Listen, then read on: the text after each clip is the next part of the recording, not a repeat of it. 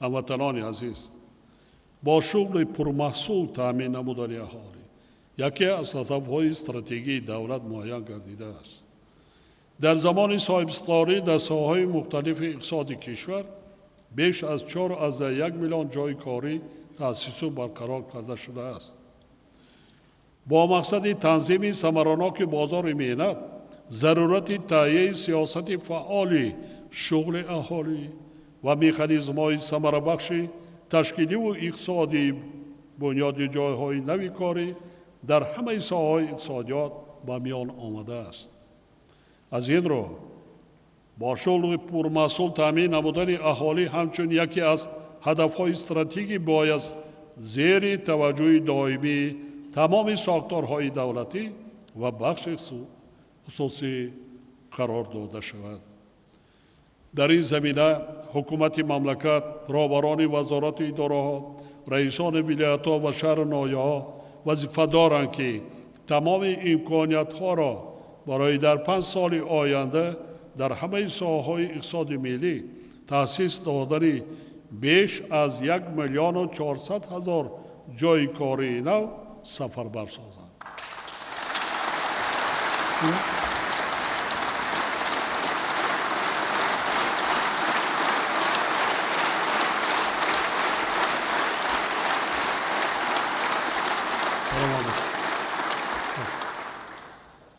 علاوه بر این در مدت 2 سال برای پوره به کار درآوردن کارخانه‌هایی که از فعالیت باز ماندند چاره‌جویی کرده عاید به کارهای انجام داده شده به حکومت مملکت حسابات دهند. از حساب جوانان آماده نمودن کادرهای بلند اختصاص و با جای کار تامین کردن آنها یکی از وظیفه‌های مهمی باشد. برای حل این مسئله وزارت‌های مهنت، مهاجرت و شغل اهالی، رشد اقتصاد و سودا، معارف و علم، کمیته عاید به تأسیسات ابتدایی و میانه کسبی، دیگر وزارت و اداره‌های مربوطه باید برنامه میانه مهلتی برای ساحه‌های اقتصادیات مملکت تیار کردن کادرهای صاحب اختصاص را از حساب جوانان تهیه و عملی نماید. در سالهای صاحب استقلالی در اکثر شهر و ناحیه‌های کشور مرکزهای تعلیمی کلانسالان تأسیس داده تا امروز در آنها بیش از 700,000 شهروندان با آموختن کسب و هنر و زبانهای خارجی فرا گرفته شدند. در این دوره زیاده از 1,100,000 نفر ساکنان کشور در مؤسسه‌های تأسیسات ابتدایی کسبی و مرکزهای تعلیمی کلانسالان با آموختن کسب و هنر و زبانهای خارجی فرا گرفته شدند. علاوه بر این امروز در 54 مؤسسه کسب آموزی کلانسالان 80,000 شهروندان با آموختن کسب و هنر مشغول می‌باشند.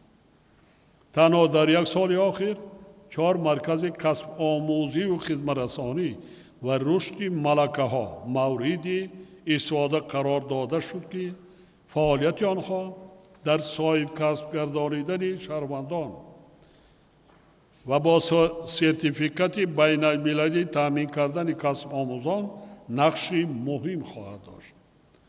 حالا ساختمان باز 2 مرکز ادامه داشته سال آینده به استفاده داده می شود. مرکزهای ذکر شده می توانند در 1 سال بیش از 8,000 نفر ساکنان مملکت را به کسب آموزی و زبان آموزی فرا گیرند. یعنی سرتیفیکت آنها تمام دنیا را قبول کرده می شود. بعد ختم تمام دنیا. این روند با در نظر داشت همه ساله افزایش یافتن شماره اهالی قابل مهنت باید تقویت داده شود. با مقصد صاحب کسب نمودن اهالی کشور و رقابت ناگردانیدن قوه کاری، وزارت مهنت، مهاجرت و شغل اهالی وظیفه دار کرده می شود که یکجا با مقامات اجرایی محلی حاکمیت دولتی و در همکاری با شریکان رشد در همه شهر و ناحیه‌های سر اهالی کشور تأسیس دادن مرکزهای کسب آموزی و خدمت‌رسانی و رشد مملکت‌ها را تأمین نماید. رشد ملکه‌ها را تأمین.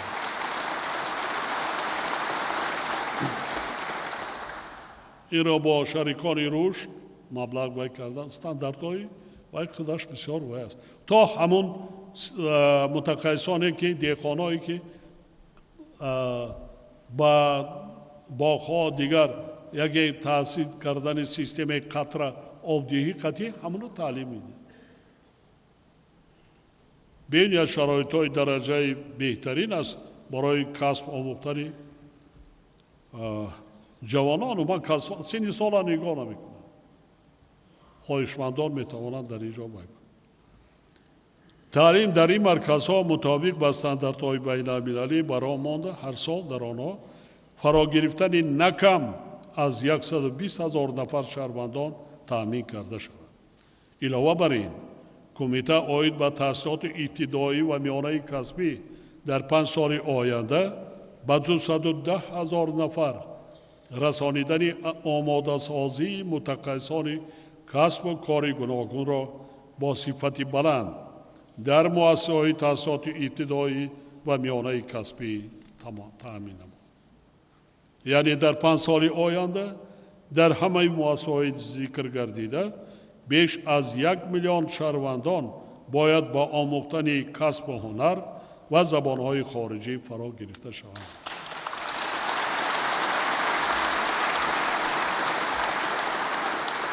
با در نظر داشت روندهای معاصر وزارت‌های مهنت، مهاجرت و شغل اهالی، کارهای خارجی، رشد اقتصاد و سودا، جهت حل مسائل گوناگون سمتی مهاجرت مهنتی و دیگر مسائل در این سمت موجوده تدبیرهای سودمند شد. وکیلان محترم، در قلب جوانان همچون قوه اساسی پیشبرنده جامعه بیدار نمودن حس وطندوستی و وطنپرستی، ارزگذاری به زبان، تاریخ و فرهنگ و تمدن ملی، بلند برداشتن نقش و موقع آنها در جامعه از جمله وظیفه‌های مهم دولت و حکومت میباشد. جوانان قشر فعالترین جامعه و ادامه دهنده کار و پیکار نسل کلانسال میباشد و محض آنها مسئولیت فردای کشور صاحب استقلال خود را به دوش خواهند گرفت.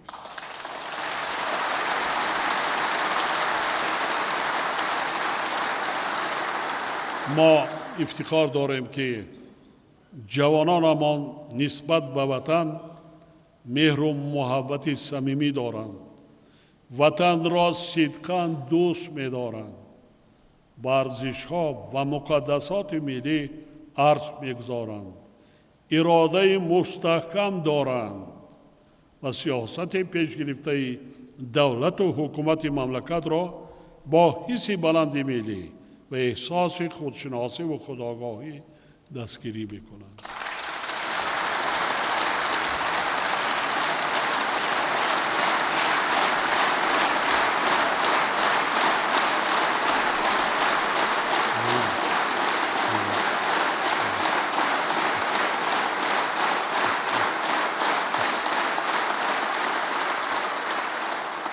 ما از جوانان کشور امید بزرگ داریم.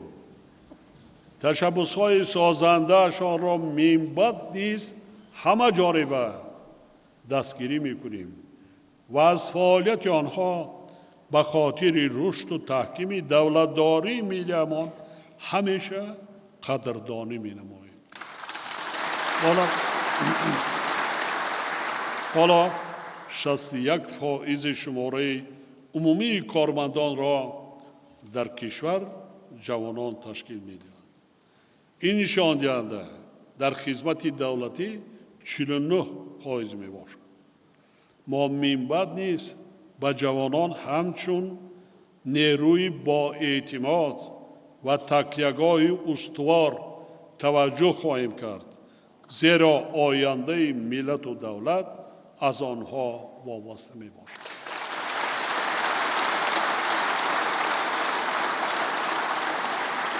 در برابر این جهانی پرتضاد و ناآرام معاصر جوانان کشور را وادار می سازد که از تحولات با سرعت سیاره همیشه آگاه باشند. خود و همسالانشان را از تأثیر مفکوره رادیکالی و افراطی و خرافات پرستی امین نگاه دارند. برای حفظ استقلال و آزادی سرزمین اجدادی، صلح و آرامی، ثبات سیاسی و وحدت ملی همیشه آماده باشد. وابسته به این بار دیگر تاکید می سازم که خرافات جهالت است و جهالت به جامعه تنها بدبختی می آورد. ما شاهد هستیم. ما شما امروز شاهد هستیم.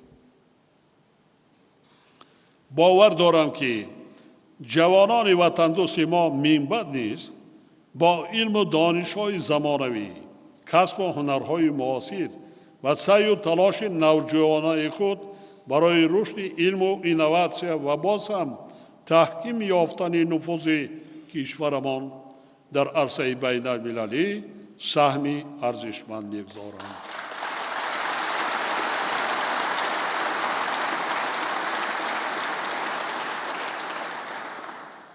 ما به خاطر تأمین سلامتی اهالی خصوصا نورسان و جوانان، تبلیغ طرز حیات سالم، عمومی گردانی ورزش و معرفی دولت و ملت در عرصه بین المللی ساحه ورزش را نیز همچون سمت مهمی فعالیت دولتداری دستگیری می‌نماییم.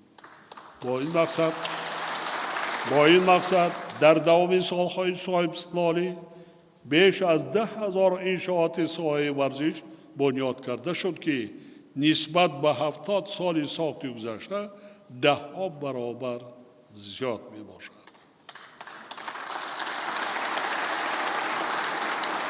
مثلا نگاهبین و در حالت خوب نگاه داشتن آنها باید همیشه در مد نظر رهبران شهر نایاها و مسئولین ساحه باید باشد.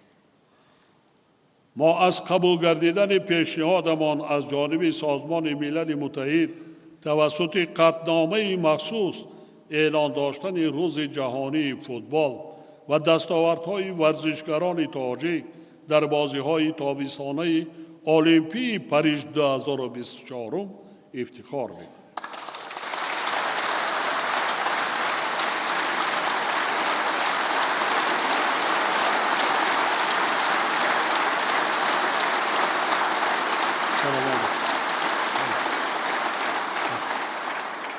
اینچنین جهانی شدن گشتین ملی تاجیکی نیز باعث افتخار و شرف و در عین زمان مسئولیت ما در سمت معرفی بیشتر آن در داخل و خارج کشور می باشد. هموطنان عزیز، در فرهنگ و تمدن ما تاجیکان عزت و احترام زن مادر همیشه جایگاهی خاص دارد.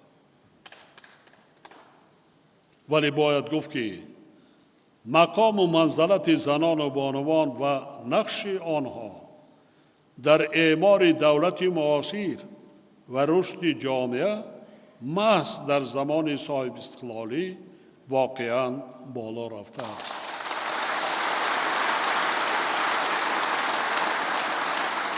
حالا در کشور 25% خدمتچان دولتی، 73% کارمندان ساحه معارف، 71% کارمندان ساحه طب، 47% کارمندان ساحه فرهنگ، 37% عالمان و 30% صاحبکاران را بانوان و زنان تشکیل می‌دهند. امروز برای بیش از 110,000 نفر صاحبکاران اصحاب بانوا است. این تاجرایی که در بازار میفروختگی نه، شایبکاران.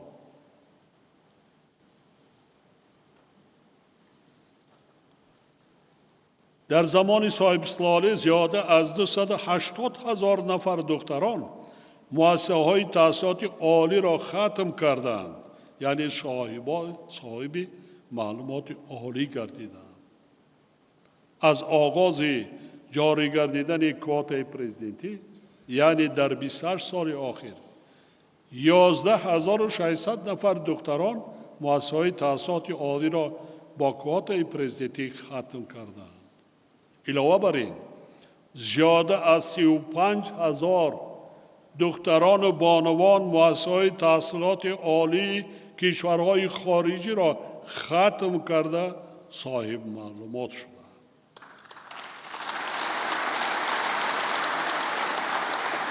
حالا همین شب روز از 214,000 نفر دانشجویان مؤسسه های تحصیلات عالی کسبی کشور 90,000 نفر یا 42% را دختران تشکیل می‌دهند. ما شما شاهد هستیم از آزمون‌هایی که فروغ صبح دانای کتاب از سر کرده. در تمام آزمون‌های جمهوریوی بیشتر کیا اشتراک میکنند؟ دختران، بانوان، کودکان. بیشتر جایزه ها کی میگیرند؟ بانوان. ما با عزم اراده و مسئولیت شناسی بانوان و دختران تاجیک همچون نیروی بزرگ جامعه اعتماد کامل داریم و دستگیری همه جانبه آنها را ادامه میدیم.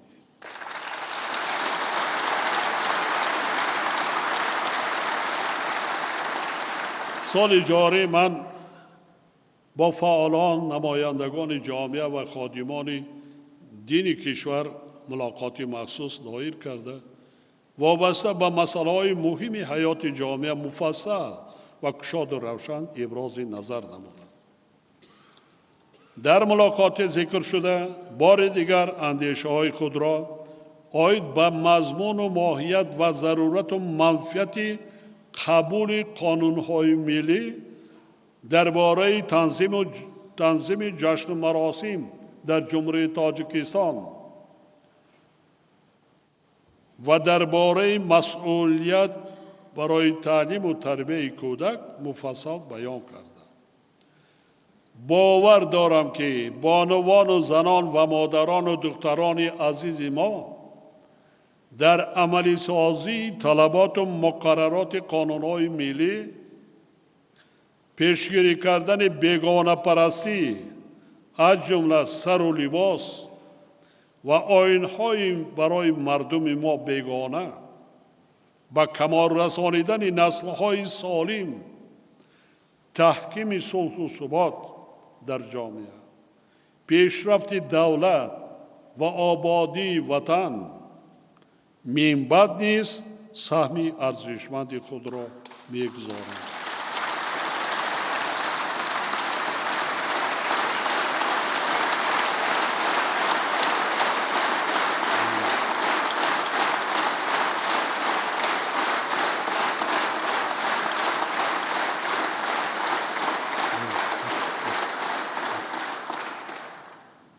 زیرا آنها احیا کننده و نگاه دارنده و ترغیب کننده و پاسدارنده بهترین سنت و عنعنه‌های ملی و رسم و آیین‌های اصیل و باستانی خلقمان میباشد.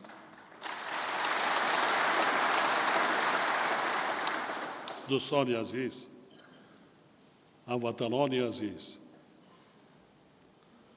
برای ما شما مقدسترین جزئیات چی است؟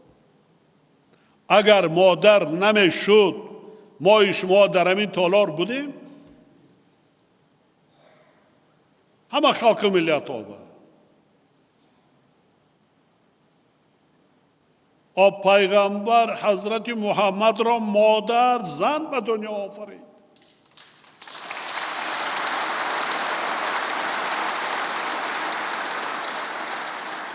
پیغمبران و صحابه ها همه روی انسان را زن مادر می آفرید. ما میبینیم که در بعضی کشورها چقدر بی‌اعتنایی نسبت به مادران است. چرا؟ برای چی؟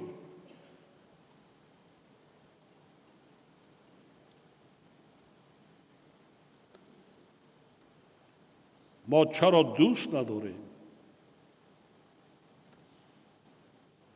ما تاجیکان در عرفیت میگویند وقتی انسان را پدرش از دنیا گذشت میگویند که نیم یتیم شد. وقتی مادرش گذرد اگر باشد میگد یتیم شد. تغییر اگر هر کدام ما خردسالیتان را به یاد بیارین در آن وقتی که صاحب عقل گشتین چگونه از مادر مهربانی شنیدید؟ چگونه مهربانی شنیدید؟ چگونه غمخواری دیدید؟ آن سخنانی که مادر به فرزند میگوید، آن مهربانی که مادر به فرزند میکند یگان شخص دیگر کرده نمیتواند.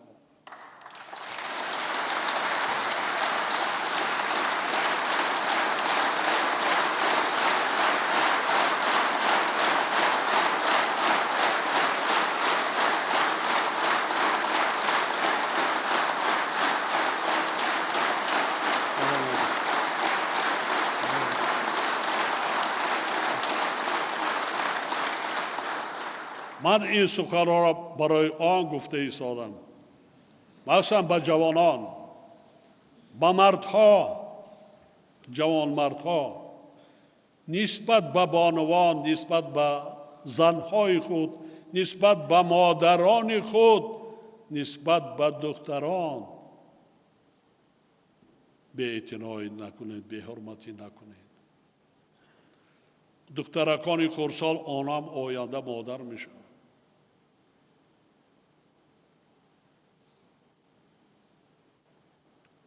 آنها هم انسان هستند.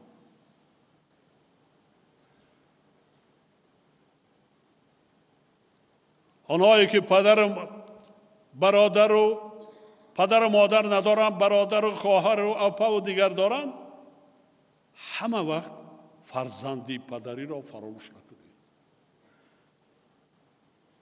اکا و دادری را فراموش نکنید.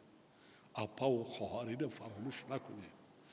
و مردان، پسران همه وقت بعد سر پدر و مادر از حال و احوال اپای خواهران خود باخبر شوید.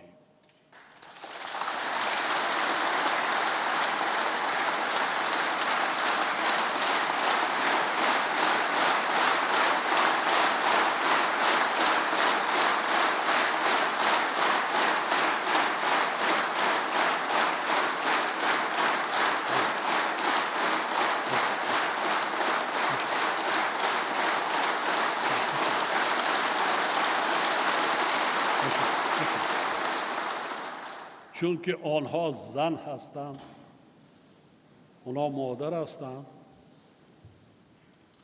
بسیار برادران خود را دوست می‌دارند.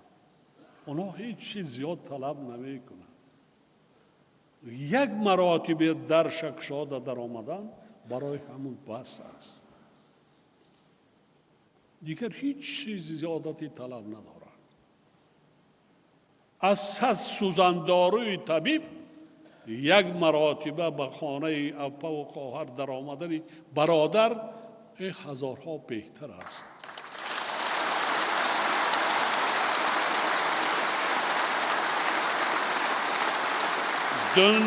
دنیای شد است که مردم عزت و احترام مردم، دوست داشتن انسان به نهایت از بین رفته ایستاده است. ما پیش از همه من این سخنان را برای آنچه برادر، خواهر، اپا، آیله، پدر، مادر و در مجموع جامعه باید نسبت به یکدیگر با عزت و احترام باشیم.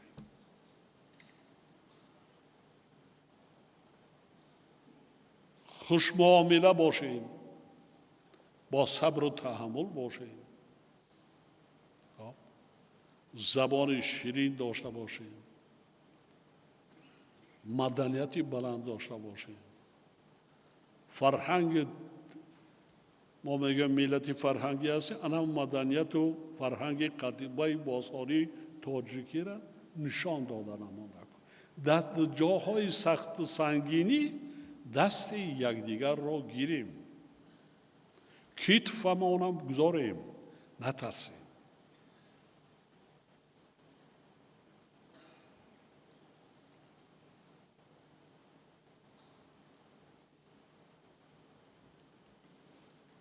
حاضرین ارجمند، مهلت وکالت مجلس ملی و مجلس نمایندگان مجلس عالی جمهوری تاجیکستان دعوت ششم به آخر میرسد. برای فعالیت پرثمر به اعضای مجلس ملی و وکیلان مجلس نمایندگان منتداری صمیمی خود را اظهار می‌نمایم.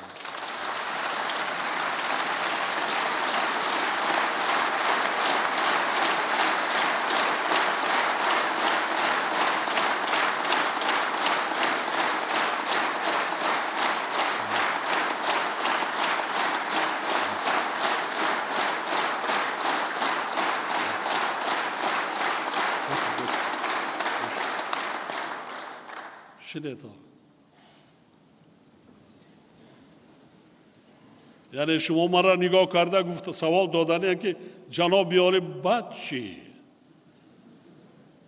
ما کجا رویم؟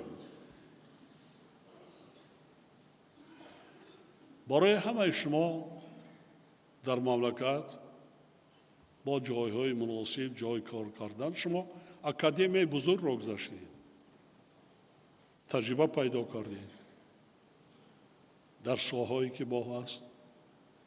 بیکار نمانین، نترسین، فشاراتون بلند نشود.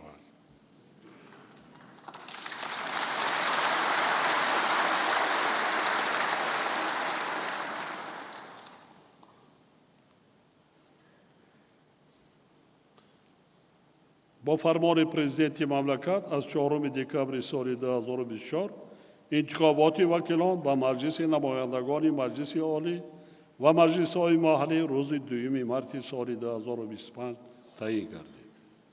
انتخابات در پیش ساده باید طبق کنستیتوسیون و قانون‌های جمهوری تاجیکستان شفاف و آزاد و در سطح بلند برگزار گردد و انتخاب کنندگان نامزدهای ارزنده خود را انتخاب نمایند. در رابطه با این تاکید می‌نمایم که رشد استوار اقتصادی و اجتماعی مملکت، ثبات سیاسی و آرامی و آسودگی مردم تاجیکستان از تامین امنیت ملی وابسته میباشد. ما یک جای کوشش کردیم و کار که انتخابات در سطح بلند بگذارد.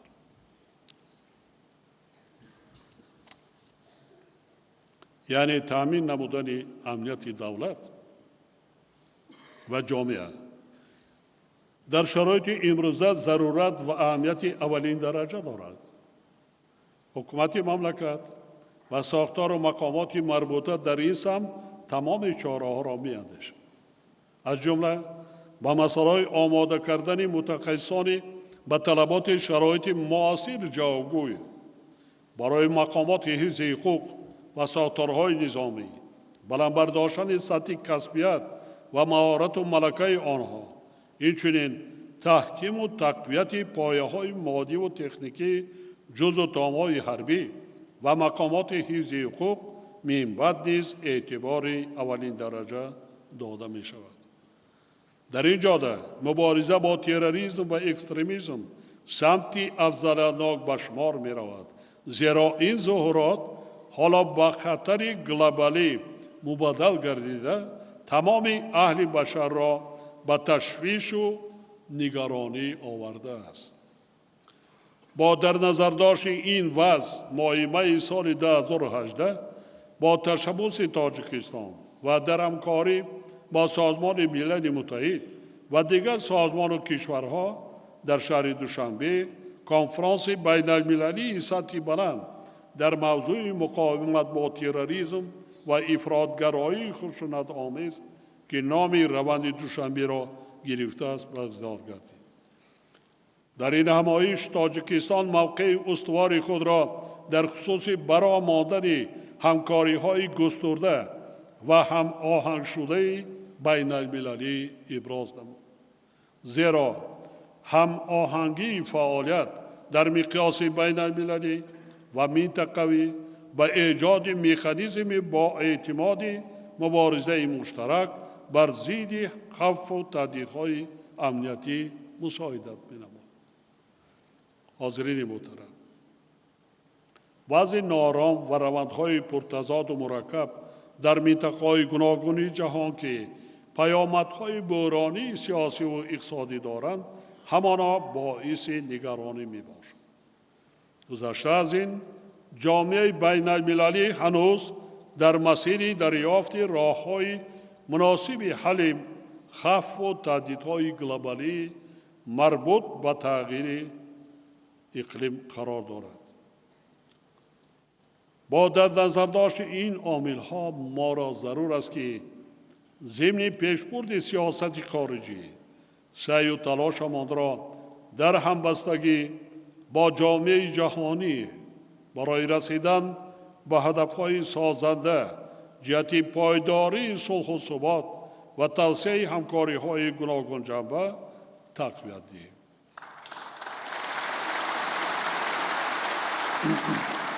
اشتراک فعال در روندهای جهانی با مقصد حل مسائل عمده اهل بشر از اولویت‌هایی است که در سیاست خارجی تاجیکستان راه اندازی می‌گردند.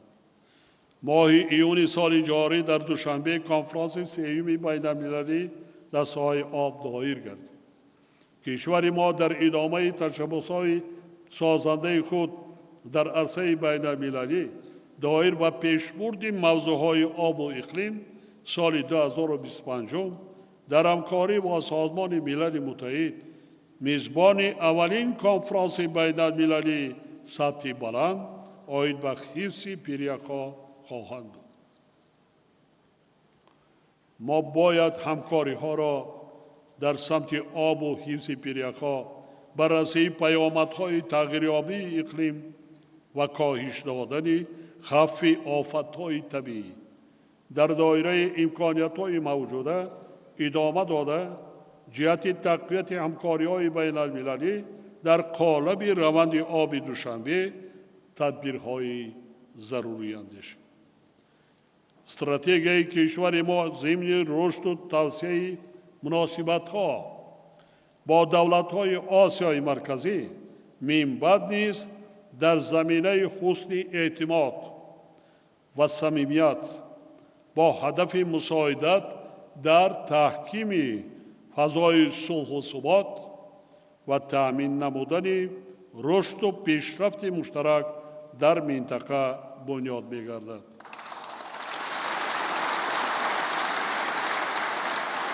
تاجیکستان توسعه مناسبت‌ها را با کشورهای عضو اتحاد دولت‌های مستقل از اولویت‌های سیاست خارجی خود می‌داند.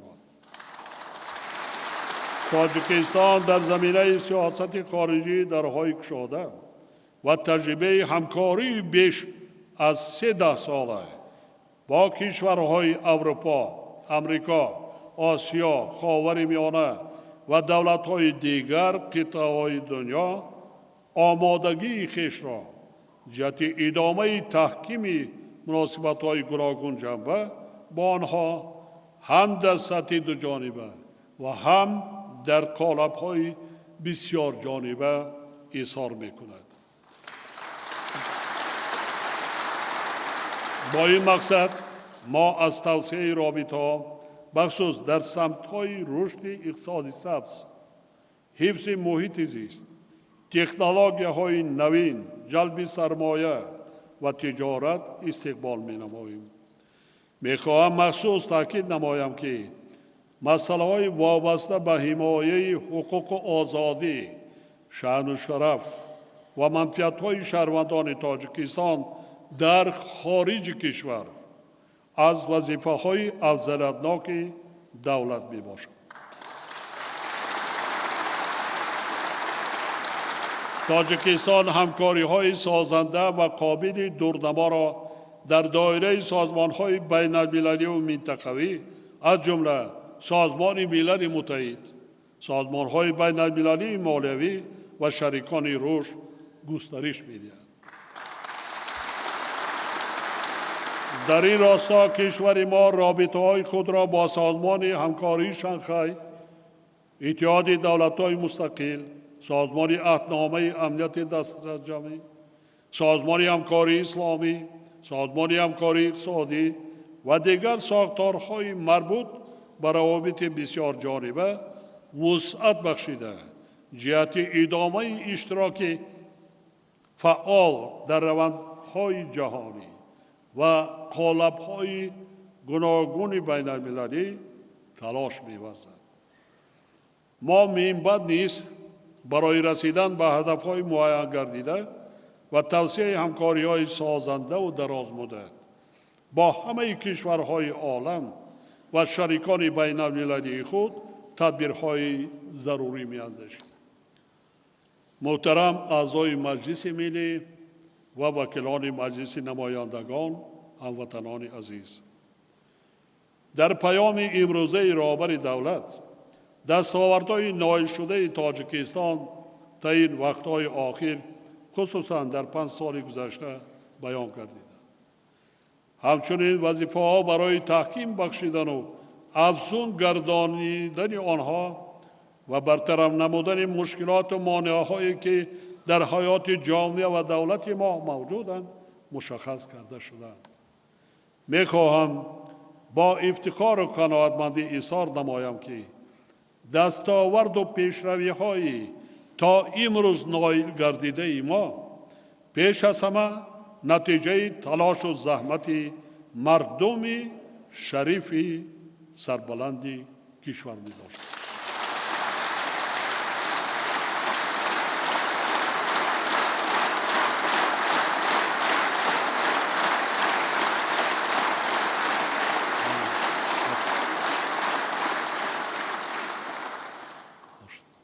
بنابراین با تمام مردم سربلند و شرامت مملکت برای زحمت اهلانه و صادقانه و صافدلانه سپاس و منتداری صمیمی بیان می‌نمایم.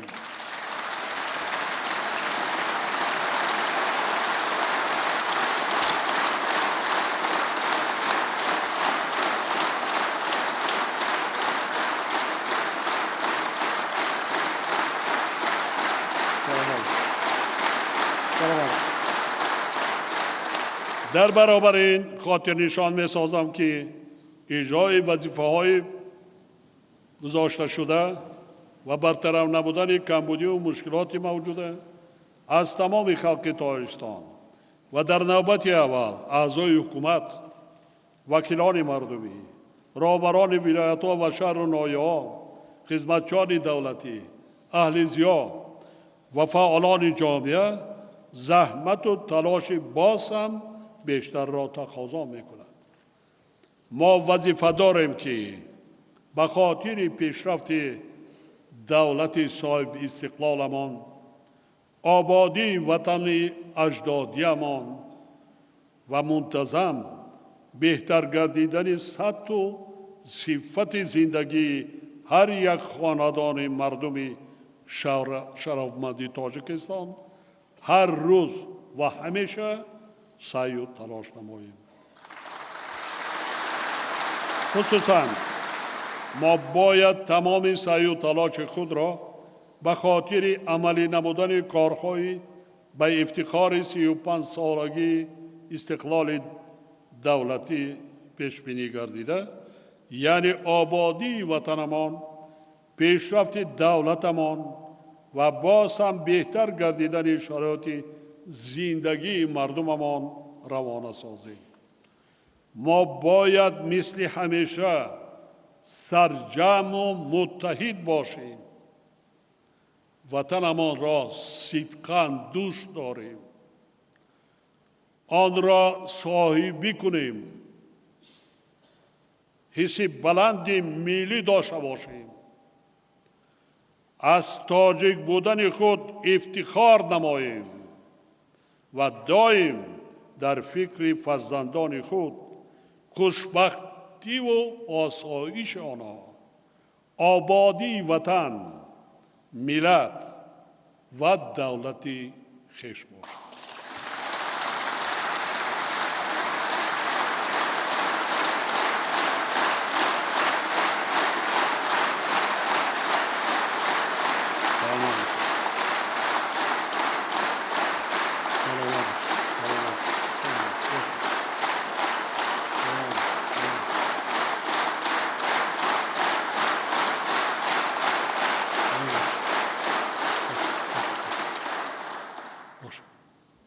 من به آینده درخشان تاجیکستان محبوبمون اعتمادی کامل دارم، زیرا با اتحاد و سرجمی، وحدت ملی، وطن دوستی و وطن پرستی و سعی و تلاش خستگی ناپذیر هر یک فرد جامعه اعتماد و اطمینان دارم.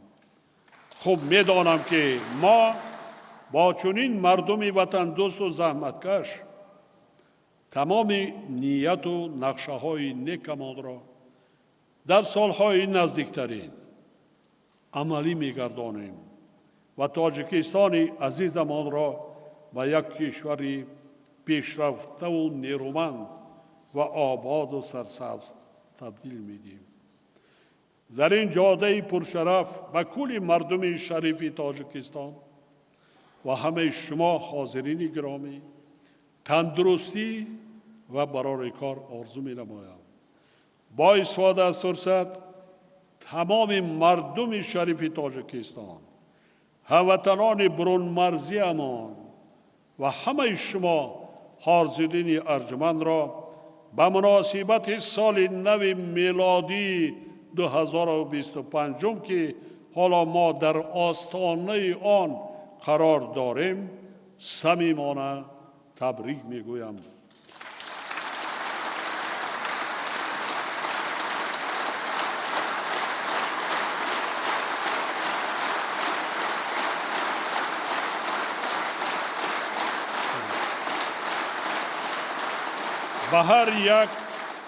به هر یک خاندان مردم فرهنگی و تمدن ساز تاجیک خوشبختی، خانه آبادی و اقبال نیک آرزو می نمایم. سلامت باشید.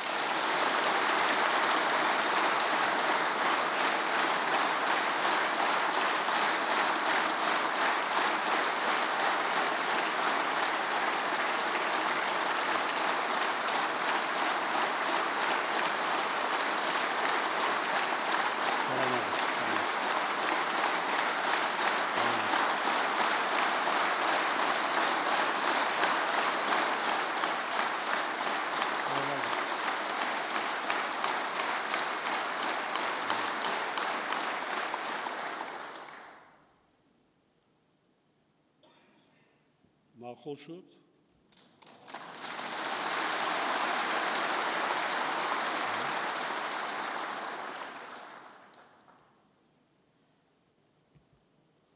همین زحمتی بیشترش زحمتی استادهای زبردست تاجیک است.